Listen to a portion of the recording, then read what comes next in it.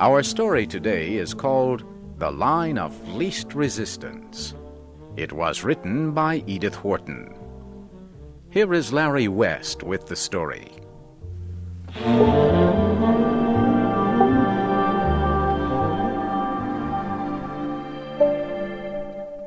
Mr. Minden returned home for lunch. His wife, Millicent, was not at home. The servants did not know where she was. Mr. Minden sat alone at the table in the garden. He ate a small piece of meat and drank some mineral water. Mr. Minden always ate simple meals because he had problems with his stomach. Why, then, did he keep a cook among his servants? Because his wife, Millicent, liked to invite her friends to big dinners and serve them rare and expensive food and wine. Mr. Minden did not enjoy his wife's parties. Millicent complained that he did not know how to enjoy life. She did a lot of things that he did not like.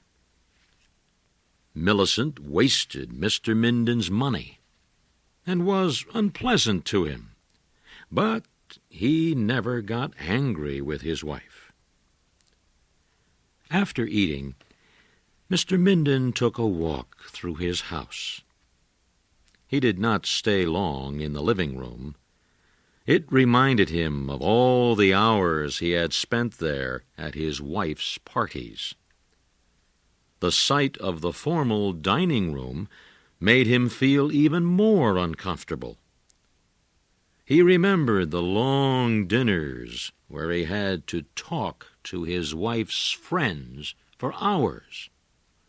They never seemed very interested in what he was saying. Mr. Minden walked quickly past the ballroom where his wife danced with her friends. He would go to bed after dinner, but he could hear the orchestra playing until 3 in the morning. Mr. Minden walked into the library. No one in the house ever read any of the books, but Mr. Minden was proud to be rich enough to have a perfectly useless room in his house. He went into the sunny little room where his wife planned her busy days and evenings. Her writing table was covered with notes and cards from all her friends. Her wastepaper basket was full of empty envelopes that had carried invitations to lunches, dinners, and theater parties. Mr. Minden saw a letter crushed into a small ball on the floor. He bent to pick it up. Just as he was about to throw it into the wastepaper basket, he noticed that the letter was signed by his business partner, Thomas Antrim. But Antrim's letter to Mr. Minden's wife was not about business. As Mr. Minden read it, he felt as if his mind was spinning out of control. He sat down heavily in the chair near his wife's little writing table. Now the room looked cold and unfamiliar. "Who are you?" the walls seemed to say. "Who am I?" Mr. Minden said in a loud voice. "I'll tell you who I am. I am the man who paid for every piece of furniture in this room.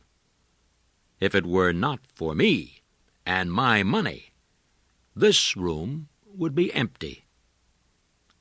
Suddenly, Mr. Minden felt taller. He marched across his wife's room. It belonged to him, didn't it? The house belonged to him, too. He felt powerful. He sat at the table and wrote a letter to Millicent. One of the servants came into the room. "Did you call, sir?" he asked. "No," Mr. Minden replied. "But since you are here, please telephone for a taxicab at once." The taxi took him to a hotel near his bank. A clerk showed him to his room. It smelled of cheap soap. The window in the room was open, and hot noises came up from the street. Mr. Minden looked at his watch. 4 o'clock. He wondered if Millicent had come home yet and read his letter. His head began to ache, and Mr. Minden lay down on the bed. When he woke up, it was dark. He looked at his watch. 8 o'clock. Millicent must be dressing for dinner.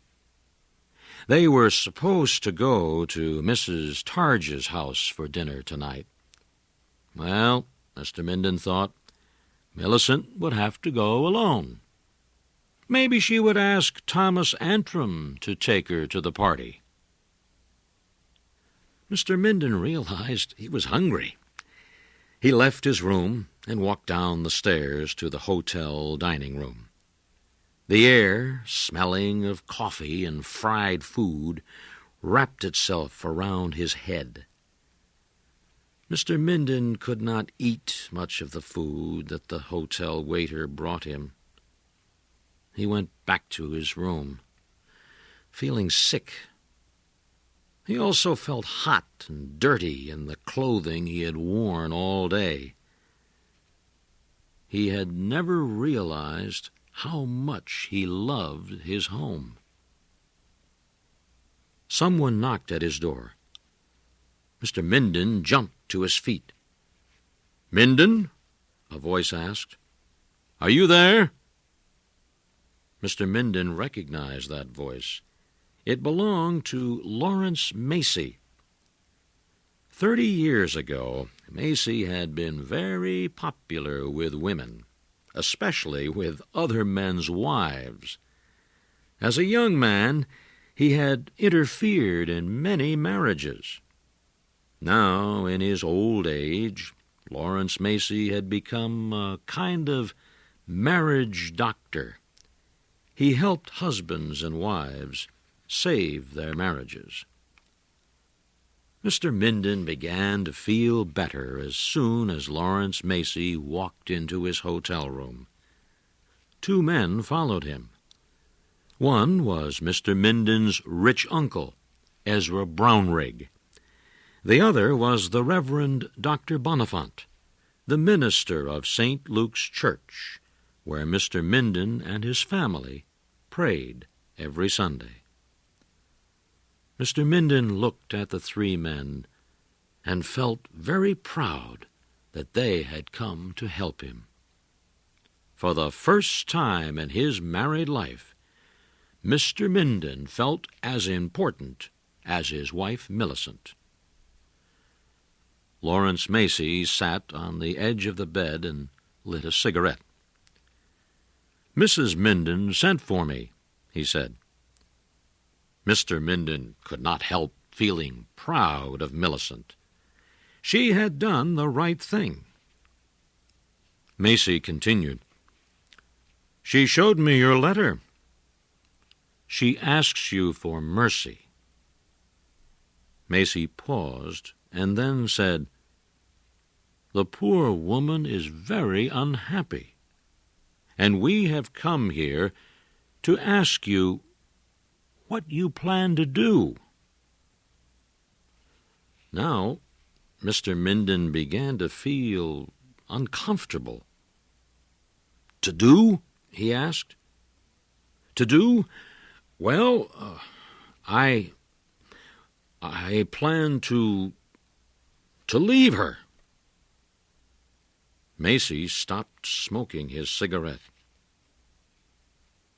"Do you want to divorce her?" he asked. "Why, yes. Mr. Minden replied. Macy knocked the ashes from his cigarette. "Are you absolutely sure that you want to do this?" he asked. Mr. Minden nodded his head. "I plan to divorce her," he said loudly. Mr. Minden began to feel very excited. It was the first time he had ever had so many people sitting and listening to him. He told his audience everything, beginning with his discovery of his wife's love affair with his business partner, and ending with his complaints about her expensive dinner parties. His uncle looked at his watch. Dr. Bonifant began to stare out of the hotel window. Macy stood up. "Do you plan to dishonor yourself, then?" he asked. "No one knows what has happened. You are the only one who can reveal the secret. You will make yourself look foolish." Mr. Minden tried to rise, but he fell back weakly. The three men picked up their hats. In another moment, they would be gone. When they left, Mr. Minden would lose his audience and his belief in himself and his decision. "I won't leave for New York until tomorrow," he whispered. Lawrence Macy smiled. "Tomorrow will be too late," he said. "Tomorrow, everyone will know you are here." Macy opened the hotel room door. Mr. Brownrigg and Dr. Bonifant walked out of the room. Macy turned to follow them when he felt Mr. Minden's hand grab his arm. I will come with you," Mr. Minden sighed. It's for the children." Lawrence Macy nodded as Mr. Minden walked out of the room. He closed the door gently.